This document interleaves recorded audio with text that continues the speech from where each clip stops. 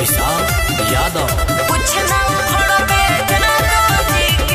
भइल बा गाँव भर में हाला रे। अच्छा अहिरे धन तोरा खाला रे। अरे तो का करी एही से बारे हिलैले ते गाँव और टोला मोहल्ला रे। मार के खींच दे हम दहिया के खाल रे। तो सुनो तोरा जसनो कर राखेल खटाल में कुछ ना उखड़बे जादो जी के माल के कह दे हम जनुआ तो कदी ही हलाल रे। कुछ ना उखड़बे जादो जी के माल के कुछ ना उखड़बे जादो जी के माल के।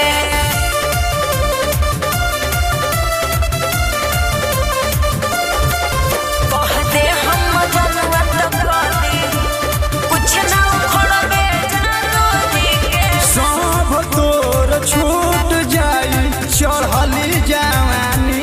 अरे चुप रहो। जादो जी के सोझा खून हो जल के हुआ के बनी। अरे का बुझलो हो जल के हुआ के बनी। सब तोर छूट जाई चढ़ली जवानी। अरे जादो जी के सोझा खुनवा हो जल के हुआ के पानी। नौता दिल बड़े अपना काल के। अच्छा तोरा जसनो कर राखेल खटाल में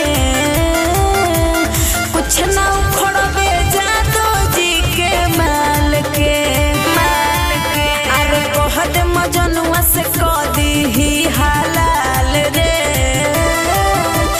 कुछ ना उखड़बे जादो जी के माल के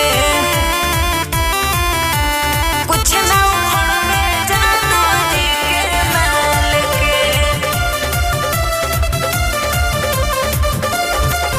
कह दे हम जनुआ तो कदी कुछ ना उखड़बे जादो जी के।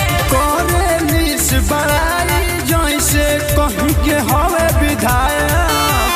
सीसन सुमंत से पंगा न ली है बड़का हो खलनायक बड़का हो खलनायक।